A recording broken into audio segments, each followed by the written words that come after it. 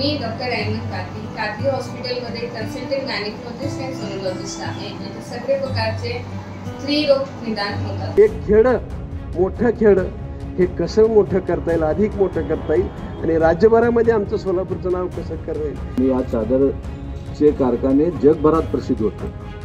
सोलापूर शहर बापूंनी का बरं खेडेगाव म्हणलं असं मला कळलं नाही। देहात म्हणलं। शिकलेला मुलगा सोलापूर सोडून बाहेर चालला। आज़ादी बचाओ न्यूज़ चैनल में सभी दर्शकों का स्वागत है। सोलापुर शहर के 3 बार के आमदार और 2 बार के खासदार सुभाष देशमुख जी ने सोलापुर को कहा देहात, तो आमदार विजय कुमार देशमुख ने ली चुटकी।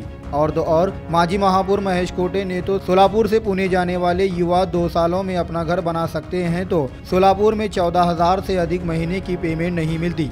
सौबात की एक बात तो साफ है कि ये तीनों सोलापुर के वोटर्स के वोट लेकर बड़े बड़े पदों पर तो बैठ गए, लेकिन किसने कितना विकास इस शहर का किया, इन तीनों की बातों से साफ दिखाई दे रहा है। आमच्याकडे मराठवाड्याचा जास्त असर आहे, म्हणजे दुष्काळी जिल्हा आहे आमचा।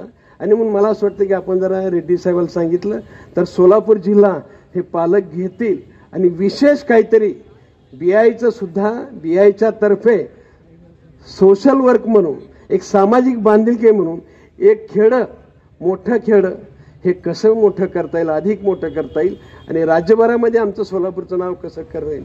देशमुख साहेब आपण देशमुख म्हणून तर करू आपण जरा। या चादरचे कारखाने जगभरात प्रसिद्ध होते।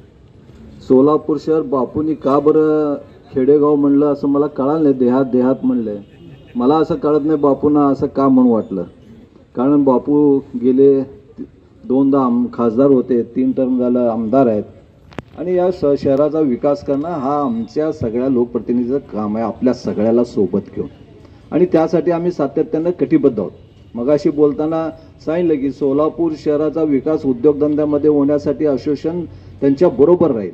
खरंच आहे, मुळे साहेबांनी सांगितलं, चुंबळकर साहेबांनी सांगितलं, एक प्रकारचं त्यांचं खरंच मी कौतुक करतो की आपल्या गावातला विकास व्हावा, आपल्या गावाला पुन्हा एकदा तो वैभव प्राप्त व्हावा, यासाठी सातत्यानं आपण असोसिएशनच्या सगळ्या सदस्यांनी आपण प्रयत्न करत आहात। त्याबद्दल खरंच तुमचं सगळ्यांचं मी आभार मानतो। सोलापूर शहर तसं बघायला गेलं तर हा दक्षिणेमध्ये जाणारा हा प्रमुख शहर आहे। त्याच्यात थोडंसं तथ्य आहे। काय झालं, आज शिकलेला मुलगा सोलापूर सोडून बाहेर चालला। तुम्ही बघा, एखादा महापालिकेचा कर्मचारी असेल किंवा कुठल्याही सरकारी ऑफिसमधला कर्मचारी, त्याला एक घर बांधायला 20-20 वर्ष लागतात, पण सोलापुरातनं शिकलेला मुलगा गेला तर 2 वर्षात तिथं तो पुण्यासारख्या ठिकाणी फ्लॅट घेऊ शकतो। ही जी त्याची खर्च करण्याची कॅपॅसिटी वाढलेली आहे ती सोलापुरात अजून आलेली नाही। त्यामुळे त्याला खेडच बनावं लागेल, कारण सोलापूरमध्ये काम करणारा माणूस त्याला आपण किती पगार देतो, 5,000 ते 10,000 12,000च्या वर पगार देत नाही, पण हाच मुलगा पुण्यात गेला तर फक्त 8 तासात सुद्धा तो 20-25 हजार रुपये कमवतो काम करून। हा फरक आहे, त्यामुळे ह्याला खेडच म्हणलं तर त्यात चुकीचं नाही असं मला तर वाटतं।